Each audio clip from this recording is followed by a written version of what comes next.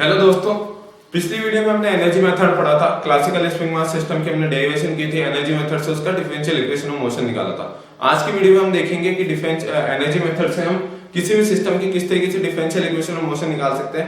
ठीक है, जो स्टेप्स हमने पिछली वीडियो में यूज लिए थे एनर्जी मेथड की डेरिवेशन करने के लिए, वो स्टेप्स हम इजीली न्यूमेरिकल्स के अंदर यूज लेंगे उनके एनर्जी मेथड के न्यूमेरिकल करने में। ठीक है, स्टेप्स क्या थे? सबसे पहले हमने एक सिस्टम लिया था क्लासिकल स्प्रिंग मास सिस्टम। उसके अंदर ऑब्जर्व किया था कि एक मोमेंट पे कितनी एनर्जी उसके अंदर एक साथ प्रेजेंट है।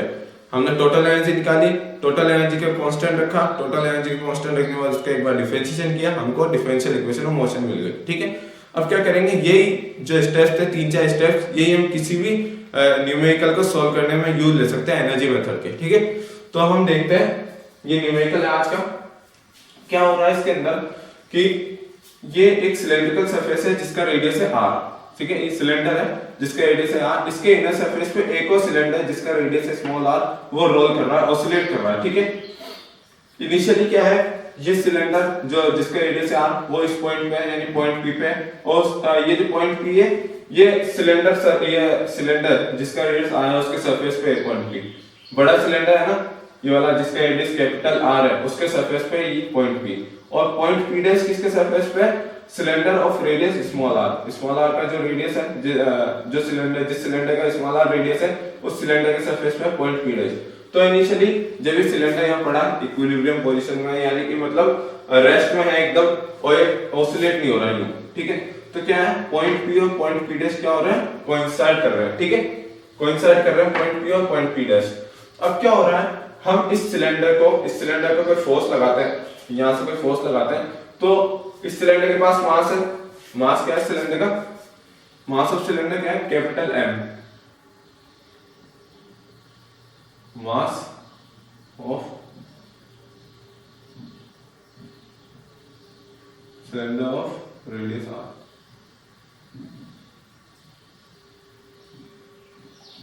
ठीक है, कैपिटल M इसका मास है। जिस ये सिलेंडर है जिसका रेडियस है, इसका मास क्या है? Capital M। ठीक है, तो अब क्या हो रहा है, इनिशियली क्या हो रहा है, ये दोनों पॉइंट P और पॉइंट P डैश, ये दोनों कोइंसाइड कर रहे हैं। ठीक है, यानी कि इनिशियली ये रेस्ट में है। अब क्या होता है, अगर इस पे हम एक फोर्स लगाएं, सिलेंडर पे कोई फोर्स लगाएं, इस सिलेंडर के पास मास है m, वो जब हम फोर्स लगाएंगे तो ये वेलोसिटी एक्वायर करेगा, यानी कि इसके अंदर काइनेटिक एनर्जी क्या हो जाएगी, इसको काइनेटिक एनर्जी मिल जाएगी। इस सिलेंडर को क्या मिल जाएगी? Kinetic energy. जब हम इसके ऊपर फोर्स लगाएंगे तो इस सिलेंडर को काइनेटिक एनर्जी मिल जाएगी। तो अब क्या होगा, फोर्स लगाते ही ये सिलेंडर काइनेटिक एनर्जी इसको मिल गई, तो इस पॉइंट पे क्या होगी, काइनेटिक एनर्जी मैक्सिमम होगी। अब काइनेटिक एनर्जी इसके अंदर प्रेजेंट है, तो उस एनर्जी की मदद से ये इस पॉइंट से, यानी P पॉइंट से C पॉइंट तक जाएगा। ठीक है, C पॉइंट पे जाके इसकी काइनेटिक एनर्जी पूरी खत्म हो जा रही है। ठीक है, यानी कि यहां से यहां तक गया, जितनी इसके अंदर काइनेटिक एनर्जी प्रेजेंट थी, उसको लूज करते हुए इस पॉइंट तक पहुंचा। ठीक है, काइनेटिक एनर्जी इसकी खत्म हो गई। अब इस पॉइंट पे क्या हुआ, अब देखिए इस वीडियो में मैंने क्या बताया था कि कोई बॉडी है, ठीक है, जिसके पास मास है, उसके ऊपर ग्रेविटेशनल फोर्स लग रहा है। ठीक है, और वो अपनी रेफरेंस पोजीशन से डिस्प्लेस हो चुकी है, तो उसके पास क्या होगी, पोटेंशियल एनर्जी होगी। तो देखिए यहाँ इसके पास काइनेटिक एनर्जी थी, पोटेंशियल एनर्जी नहीं थी, क्योंकि ये इस वक्त अपनी रेफरेंस पोजीशन पे था। रेफरेंस पोजीशन कहां से देखते हैं? सेंटर ऑफ ग्रेविटी से, यानी कि पॉइंट ये सेंटर ऑफ ग्रेविटी है सिलेंडर की, सेंटर से देखेंगे रेफरेंस पोजीशन। तो क्या है, यहाँ काइनेटिक एनर्जी मैक्सिमम है, क्योंकि हम फोर्स लगाते हैं, ये वेलोसिटी एक्वायर करता और यहाँ से यहाँ तक पहुंच जाता। ठीक है, काइनेटिक एनर्जी की वजह से इस पॉइंट से इस पॉइंट तक पहुंचता। अब क्या होता है कि यहाँ इसकी काइनेटिक एनर्जी हो जाती है 0, इस सिलेंडर की काइनेटिक एनर्जी हो जाती है 0। अब कोई ना कोई एनर्जी होनी चाहिए वापस इस सिलेंडर को यहाँ से यहाँ तक लाने के लिए, तो कौन सी एनर्जी होती है? वो पोटेंशियल एनर्जी। क्यों होती है पोटेंशियल एनर्जी? क्योंकि इस सिलेंडर के पास इस वक्त मास भी है, इस पर ग्रेविटेशनल फोर्स भी एक्ट हो रहा, और ये सिलेंडर अपनी रेफरेंस पोजीशन से, ये जो रेफरेंस पोजीशन है इसकी, इससे क्या हो चुका है, डिस्प्लेस हो चुका है।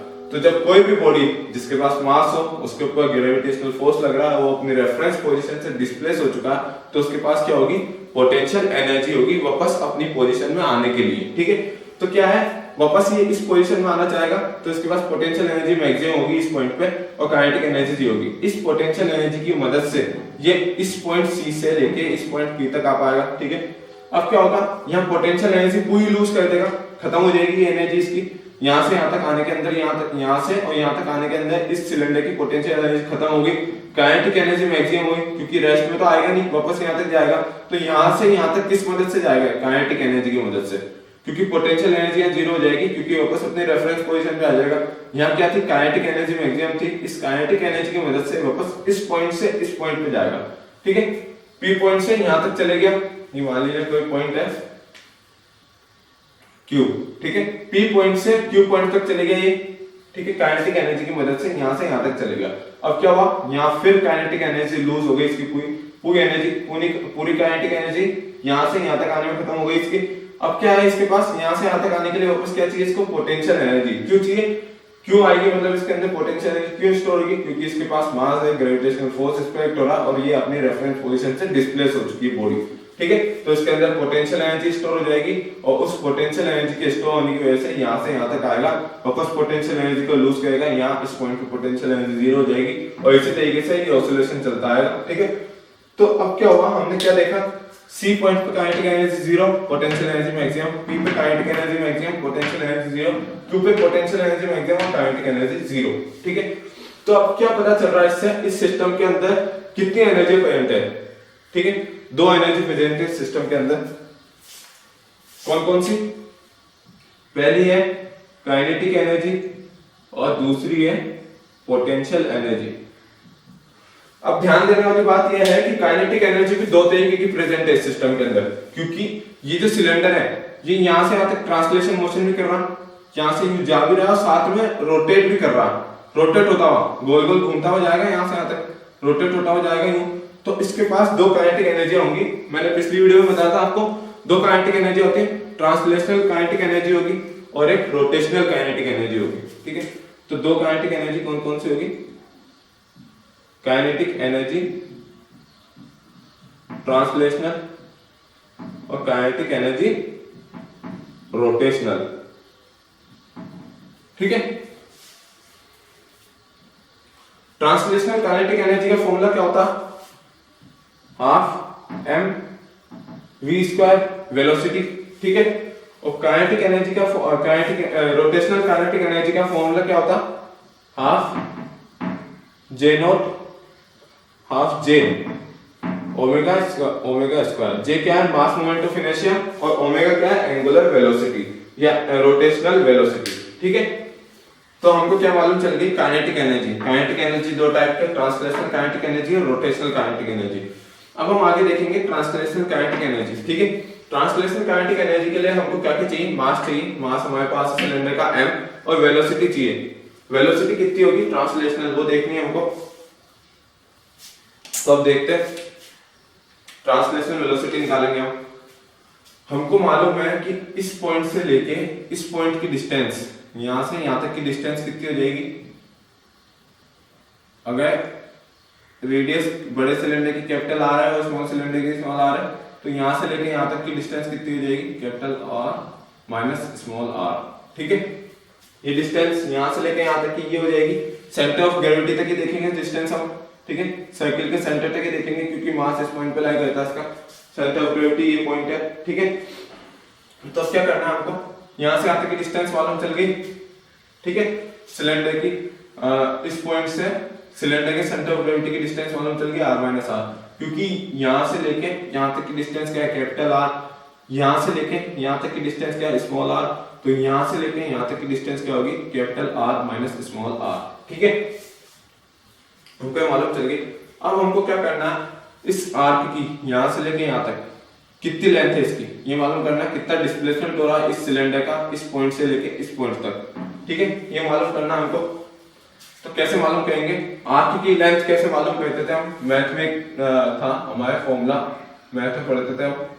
अगर किसी भी सिलेंडर की किसी भी साइकिल की रेडियस आर है, ठीक है, एंगल थीटा है, तो आर्क की लेंथ मालूम करने का फॉर्मूला क्या होता था, एल बराबर आर थीटा। ये फॉर्मूला इसमें लगाएंगे हम। ठीक है, यहां से यहां तक की लेंथ कितनी हो जाएगी, R minus R into theta. ठीक है, R minus R into theta. Displacement कितना हो जाएगा, ट्रांसलेशनल मोशन जो हो रहा है यहां से यहां तक जो जा रहा है, ठीक है, उसका डिस्प्लेसमेंट कितना हो जाएगा, r minus r into theta. अगर डिस्प्लेसमेंट ये है तो वेलोसिटी क्या होगा, इसका एक बार डिफरेंशिएशन, वेलोसिटी का एक बार डिफरेंशिएशन हम कहते हैं तो हमको सॉरी डिस्प्लेसमेंट का एक बार डिफरेंशिएशन कहते हैं तो हमको क्या मिलती है, वेलोसिटी। तो इसकी वेलोसिटी क्या हो जाएगी, सिंगल डिफरेंशिएशन कहेंगे इसका, तो वेलोसिटी क्या हो जाएगी, r minus r two theta dot. ठीक है, ये वेलोसिटी हो गई, यानी कि ये जो मिली हमको ये क्या थी, translational velocity.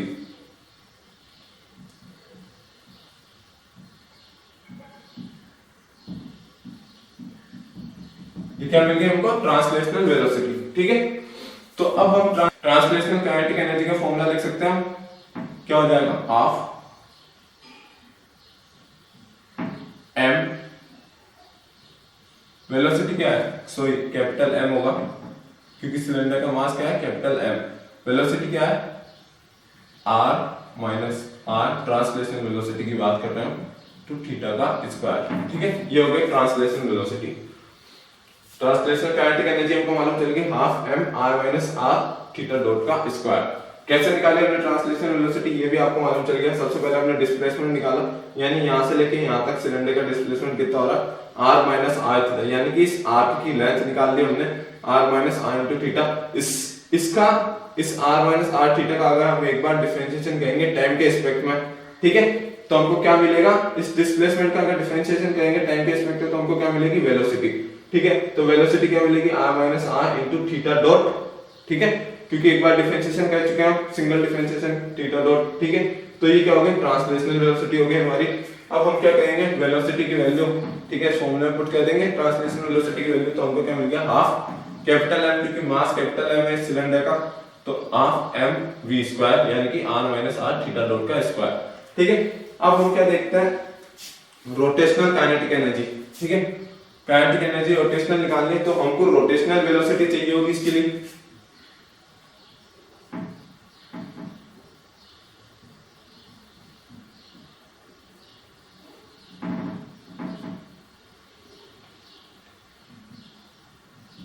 Rotational velocity, rotational velocity क्या होगी हमारी, हम बात करें इसकी, रोटेशनल डिस्प्लेसमेंट क्या हो जाएगा हमारा, पहले देख लेते हैं। रोटेशनल डिस्प्लेसमेंट क्या हो जाएगा, 5, क्योंकि ये एंगल 5 बड़ा है, 5 एंगल बड़ा माइनस थीटा। ठीक है, ये यहां से यहां तक रोटेट हुआ, ठीक है, कितने एंगल तक रोटेट हुआ, 5 एंगल तक, और ये एंगल हमारा थीटा है इस बड़े सिलेंड्रिकल सरफेस का, इस बड़े सिलेंडर का एंगल क्या है, थीटा है। ठीक है, थीटा एंगल तक, यहां से यहां तक गया है, थीटा एंगल तक जाने के लिए ये 5 एंगल तक डिस्प्लेस हुआ है, तो इसकी रोटेशनल वेलोसिटी क्या, सॉरी रोटेशनल डिस्प्लेसमेंट क्या हो जाएगा, 5 माइनस थीटा। ठीक है, क्या हुआ, थीटा एंगल तक जाने के लिए, थीटा एंगल तक की डिस्टेंस कवर करने के लिए ये 5, ये जो सिलेंडर है ये 5 एंगल तक क्या हुआ, डिस्प्लेस हुआ। ठीक है, तो क्या हो जाएगी इसकी जो रोटेशनल डिस्प्लेसमेंट होगी वो क्या हो जाएगी, 5 माइनस थीटा, क्योंकि 5 बड़ा है, 5 एंगल जो है वो बड़ा है और थीटा छोटा, 5 माइनस थीटा। तो इसकी जो रोटेशनल वेलोसिटी होगी, तो रोटेशनल वेलोसिटी के लिए हम रोटेशनल डिस्प्लेसमेंट का एक बार डिफरेंशिएशन करेंगे टाइम के एस्पेक्ट में, तो हमको रोटेशनल वेलोसिटी मिलेगी। रोटेशनल वेलोसिटी क्या होगी, 5 डॉट माइनस थीटा डॉट। ठीक है, ये हो गई ROTT वेलोसिटी। ठीक है, ये हमको मिल गई rotational velocity, 5 dot minus theta dot, हमको क्या मिल गई, रोटेशनल वेलोसिटी। ठीक है, समझ में आया, क्या देखा हमने, ये जो सिलेंडर है इन दोनों के पॉइंट पहले कोइंसाइड कर रहे हैं, P और P से एक दूसरे कोइंसाइड कर रहे हैं। अब क्या हो रहा है, ये सिलेंडर थीटा पोजीशन तक जाने के लिए, मतलब थीटा एंगल तक जाने के लिए, थीटा एंगल तक डिस्प्लेस होने के लिए अपने आप को 5 एंगल तक डिस्प्लेस कर रहा है। ठीक है, यहां से लेके यहां तक जाने के लिए अपने आप को, इसके अंदर जो डिस्प्लेसमेंट आया 5 एंगल तक आ रहा है, तो जो टोटल डिस्प्लेसमेंट होगा वो कितना होगा, रोटेशनल डिस्प्लेसमेंट 5 माइनस थीटा। ठीक है, 5 माइनस थीटा होगा रोटेशनल डिस्प्लेसमेंट, तो रोटेशनल वेलोसिटी क्या होगी, 5 डॉट माइनस थीटा डॉट। ठीक है, अब क्या करेंगे हम, काइनेटिक एनर्जी रोटेशनल निकालेंगे, ROT, तो क्या हो जाएगी, half m 5 minus 5 dot minus theta dot का स्क्वायर, सॉरी m नहीं j होगा, क्योंकि रोटेशनल वेलोसिटी हम क्या लेते हैं, मास मोमेंट ऑफ इनर्शिया ले रहे हैं हम, तो यानी कि जे। ठीक है, अगर इस पॉइंट को मैं ओ मान लूं, इस पॉइंट को ओ मान लूं, ये जो पॉइंट है इस पॉइंट को ओ मान लूं, सेंटर के इसके सेंटर को ओ मान लूं अगर मैं, तो rotational velocity mass moment of inertia about point O लेंगे हम, यानी कि J O, mass moment of inertia about point O. ठीक है, तो अब आगे देखते हैं क्या कहेंगे। हमको रोटेशनल काइनेटिक एनर्जी मिल गई, ट्रांसलेशनल काइनेटिक एनर्जी मिल गई, अब हमको किसकी जरूरत है, पोटेंशियल एनर्जी की। ठीक है, पोटेंशियल एनर्जी की, पोटेंशियल एनर्जी का फॉर्मूला क्या होता है, पोटेंशियल एनर्जी का फॉर्मूला क्या होता है, एम जी और एच। ठीक है, एम जी एच। तो हमको मास मालूम है, इसमें जी मालूम है, जी तो फिक्स है ग्रेविटेशनल फोर्स। ठीक है, मास मालूम है, जी मालूम है, एच हमको क्या चाहिए, हाइट चाहिए, दोनों सेंटर ऑफ ग्रेविटी के बीच की डिस्टेंस चाहिए। पहले सेंटर ऑफ ग्रेविटी यहाँ थी, डिस्प्लेस होकर यहाँ पहुंचा, तो इसकी सेंटर ऑफ ग्रेविटी यहाँ हो गई। ठीक है, तो इस पॉइंट से लेके इस पॉइंट तक की डिस्टेंस, यानी कि ये वाली डिस्टेंस हमको चाहिए, कौन सी,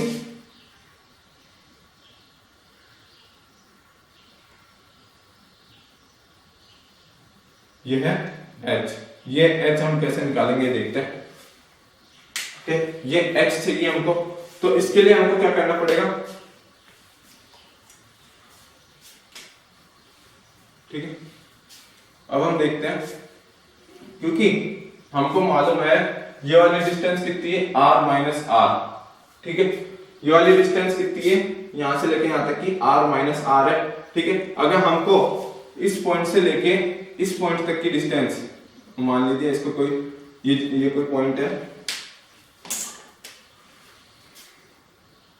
ये कोई पॉइंट है E, तो अगर मेरे को यहां से लेके यहां तक की डिस्टेंस ए ई की डिस्टेंस अगर मेरे को मिल जाए, तो मेरे को ये वाली डिस्टेंस मिल जाएगी। ठीक है, कैसे देखते हैं, मान लीजिए कोई ट्रायंगल लेते हैं हम ए ई ओ, 90 डिग्री का ट्रायंगल है ए ई ओ, इसको इस ट्रायंगल को मैं इधर बना रहा हूं,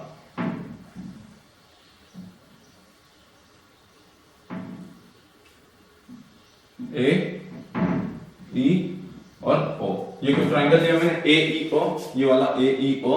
ठीक है, अगर ये थीटा है और ये 90 डिग्री है, तो ये क्या होगा, 90 माइनस थीटा। ठीक है, ये एंगल 90 माइनस थीटा होगा, ये थीटा, ये 90 है, तो ये कितना हो जाएगा, 90 माइनस थीटा। कैसे हो गया 90 माइनस थीटा, ये भी देख लीजिए आप एक बार, सही से बता दूंगा आपको। अगर ये x मान लीजिए ये x है, तो 90 प्लस थीटा प्लस x बराबर क्या हो जाएगा, 180। ठीक है, और x की वैल्यू क्या हो जाएगी, 180 माइनस 90 माइनस थीटा, तो x क्या हो जाएगा, 90 माइनस थीटा, तो क्या हो जाएगी x की वैल्यू 90 माइनस थीटा। ठीक है,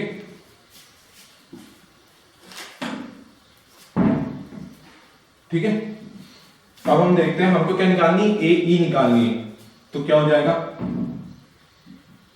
हम कौन सा फॉर्मूला लगाएंगे, साइन 90 माइनस थीटा का। साइन 90 माइनस थीटा क्या हो जाएगा, ये परपेंडिकुलर है, थीटा के सामने वाला एंगल परपेंडिकुलर होता है, जो हम लेते हैं साइन 90 माइनस थीटा, तो इसके सामने वाला जो लाइन है वो क्या हो जाएगी, परपेंडिकुलर हो जाएगी, तो क्या होगा, ए ई परपेंडिकुलर होगा और ए ओ हाइपोटेनस है इसका। ठीक है, ए ओ की लेंथ हमको मालूम है, ए ओ की लेंथ क्या है, r माइनस आर, ये कैपिटल R है।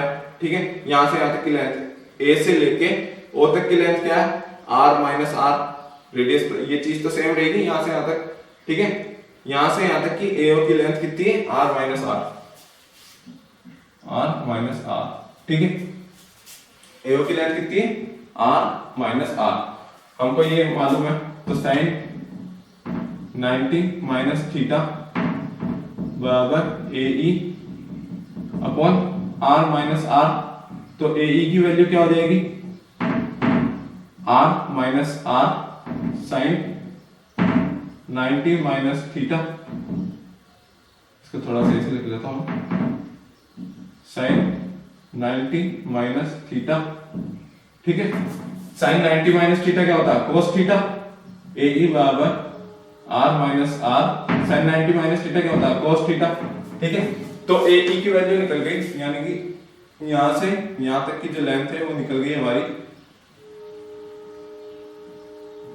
वो कितनी हो गई, ये लेंथ कितनी हो गई, इसको इधर लिखता हूं मैं, ये कितनी हो गई r minus R cos theta. ठीक है, r minus R cos theta हो गई वाली लेंथ। तो हमको कौन सी लेंथ निकालनी है, ये वाली लेंथ निकालनी। तो क्या हो जाएगी r minus R cos theta, AO minus AE बराबर क्या हो जाएगा EO। EO बराबर कितना होगा AO माइनस AE।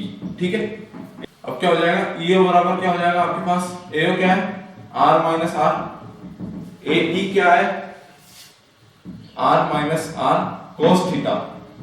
ठीक है, अगर मैं r माइनस आर कॉमन ले लूं तो क्या हो जाएगा 1 माइनस कोस थीटा। ठीक है, और EO की वैल्यू क्या हो जाएगी, सॉरी EO हमको मालूम चल गया। तो EO क्या है, ये हाइट है।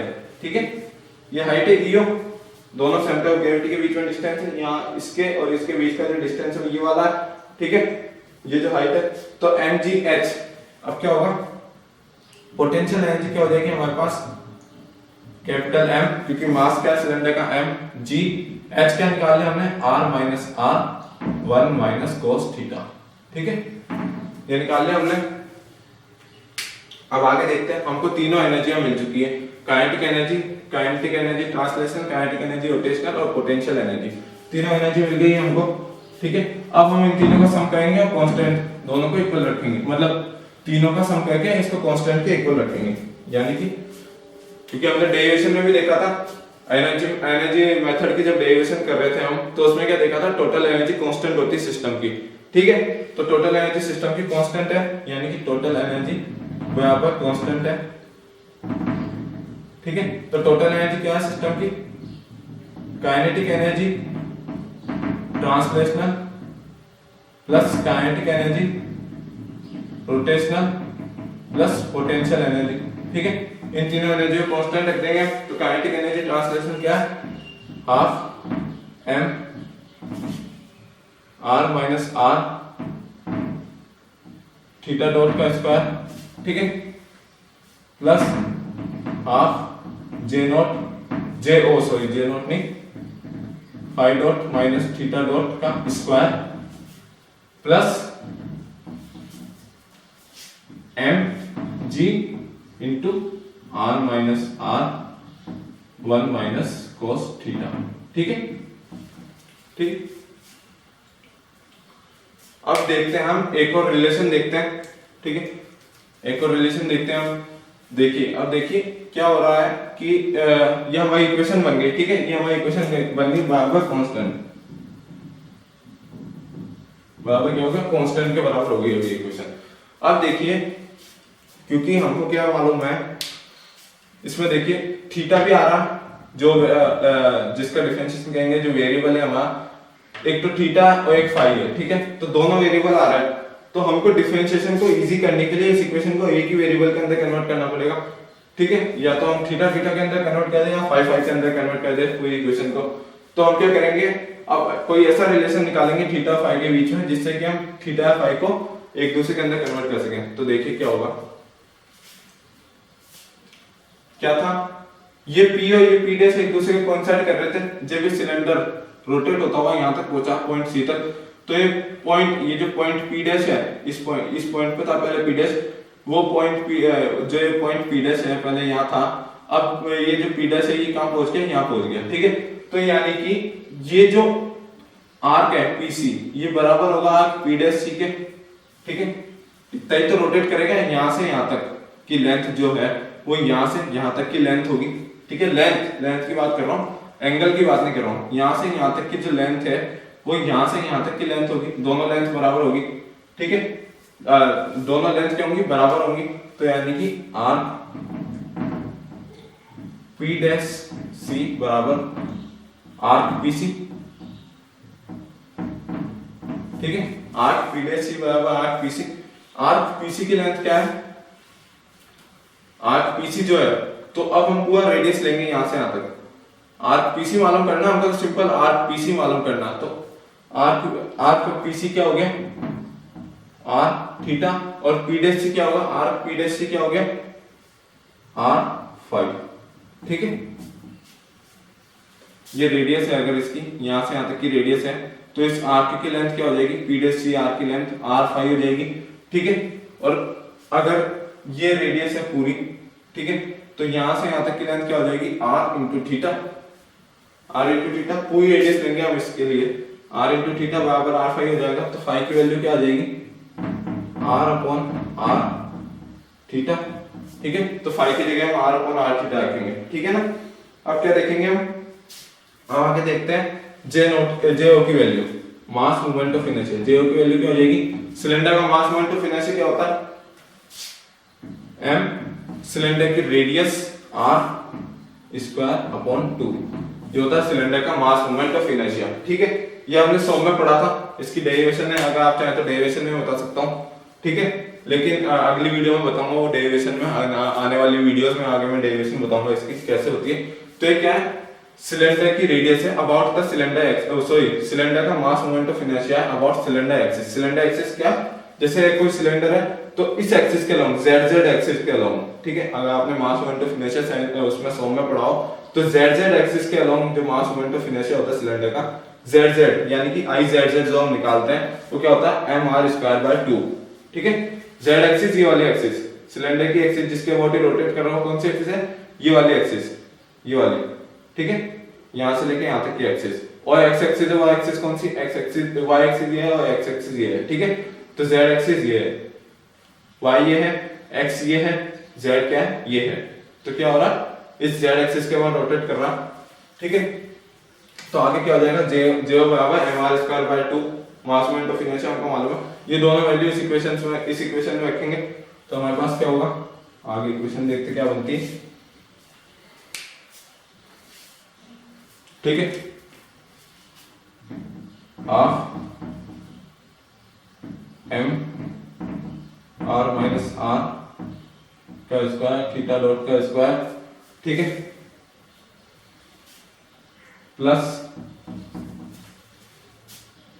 हाफ जे नॉट की जगह क्या आ जाएगा, M R square by 2, J O की जगह M R square by 2, phi की जगह क्या आ जाएगा, R by R theta, R by R theta dot, phi dot है तो R by R theta dot हो जाएगा माइनस थीटा डॉट का square plus N G R minus R 1 minus cos theta, ठीक है, और बराबर कांस्टेंट, ठीक है, बराबर कांस्टेंट। आगे देखते हैं हम, half M R minus R का स्क्वायर थीटा डॉट का स्क्वायर प्लस हाफ, ये क्या हो जाएगा, एम, ठीक है, ये हो जाएगा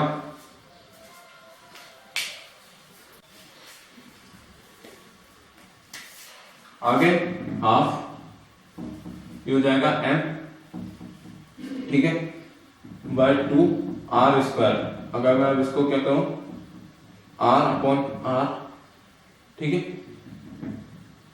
थीटा कॉमन ले लूं, अगर मैं इसमें थीटा डॉट कॉमन ले लूं, आर अपॉन आर माइनस 1 का स्क्वायर थीटा डॉट का स्क्वायर, ठीक है, plus M G R minus R into 1 minus cos theta, ठीक है, बराबर सी माइनस कांस्टेंट, ठीक है। आगे half M R minus R का स्क्वायर थीटा डॉट का स्क्वायर प्लस हाफ एम, ये क्या हो जाएगा, R minus R upon R, ठीक है, यानी कि R square into R minus R upon R square theta dot का square plus M G R minus R 1 minus cos theta बराबर कांस्टेंट, ठीक है। आगे फिर half M R minus R का स्क्वायर थीटा डॉट का square plus half M R minus R का square theta dot का स्क्वायर ये m/2 था, m/2 है ना, तो इधर में क्या हो जाएगा 2 थीटा डॉट का square plus mg r minus r 1 minus cos theta बराबर कांस्टेंट, ठीक है, half m r minus r का स्क्वायर इंटू थीटा डॉट का स्क्वायर, इन दोनों में से इन दोनों टर्म को जोड़ लेंगे हम।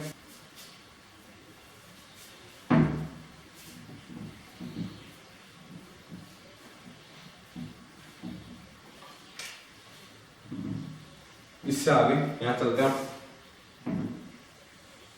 ठीक है। अब हम क्या देखते हैं, इन दोनों टर्म्स में से हमें क्या कॉमन ले रहा हूं, हाफ m, ठीक है, r माइनस r का स्क्वायर थीटा डॉट का स्क्वायर, ये कॉमन ले लिया। इन दोनों टर्म में से क्या बचा 1 प्लस 1/2, ठीक है, प्लस mg हो गया r minus r 1 minus cos theta बराबर क्या हो जाएगा कांस्टेंट, ठीक है, कांस्टेंट हो गया। आगे हाफ m 1/2 इंटू ये क्या हो जाएगा 2 plus 2 1/2 plus 1 3/2 m r minus r का स्क्वायर थीटा डॉट का स्क्वायर, ठीक है, ये हो गया plus mg r minus r 1 minus cos theta बराबर कांस्टेंट, ठीक है। अब क्या कहते हैं, हमको टोटल एनर्जी कांस्टेंट के ऊपर रख लेते हैं हम पहले, फिर उसको क्या करते हैं, एक बार डिफरेंशिएशन करते हैं टाइम के रिस्पेक्ट में, सिंगल डिफरेंशिएशन करते हैं इस इक्वेशन का। तो इस इक्वेशन का सिंगल डिफरेंशिएशन करेंगे टाइम के रिस्पेक्ट में, तो क्या होगा 3/4 m r माइनस r का स्क्वायर, ठीक है, ये पूरी चीज तो कांस्टेंट है। थीटा डॉट स्क्वायर का डिफरेंशिएशन होगा तो क्या होगा, थीटा x स्क्वायर का डिफरेंशिएशन क्या होता है 2x, तो थीटा डॉट स्क्वायर का 2 थीटा डॉट और थीटा डॉट का वापस theta double dot plus mg r minus r, ये पूरा कांस्टेंट है, क्या है 1 माइनस कोस थीटा का डिफरेंशिएशन होगा तो क्या होगा 1 प्लस 0 कोस थीटा का प्लस कोस थीटा क्या होता है माइनस साइन थीटा, तो minus minus plus sine theta हो जाएगा, प्लस साइन थीटा के अंदर थीटा का ऊपर डिफरेंशिएशन होगा तो क्या हो जाएगा थीटा डॉट बराबर कांस्टेंट का डिफरेंशिएशन 0, ठीक है। अब क्या करना है हमको 3/4, अगर मैं क्या क्या कॉमन ले लूं, m into R minus R में अगर कॉमन ले लूं इन दोनों इक्वेशंस में से m into R minus R अगर मैं कॉमन ले लूं तो क्या हो जाएगा 3/4 r माइनस आर, इधर बचेगा 2 theta dot theta double dot plus g, ठीक है, इंटू साइन थीटा और थीटा डॉट बराबर 0। अब आगे देखिए 2 से 2 गया 2 बच गया, अगली इक्वेशन क्या बनेगी 3/2, अगर मैं थीटा डॉट कॉमन ले लूं और उधर भेज दूं तो थीटा डॉट भी हट जाएगा इसमें से, r minus r theta double dot plus g sine theta बराबर क्या हो जाएगा 0। अब आगे देखते हैं, आगे क्या करेंगे, हमको क्वेश्चन में क्या दिया हुआ है, हमको क्वेश्चन में बोला गया है कि जो ऑसिलेशंस हो रहे हैं वो बहुत स्मॉल हो रहे हैं, ऑसिलेशंस क्या हो रहे हैं बहुत ज्यादा स्मॉल हो रहे हैं, तो क्या होगा ये जो साइन थीटा है, अगर थीटा बहुत स्मॉल है तो साइन थीटा क्या हो जाएगा थीटा हो जाएगा, साइन थीटा थीटा हो जाएगा। तो अब ये इधर क्या हो गया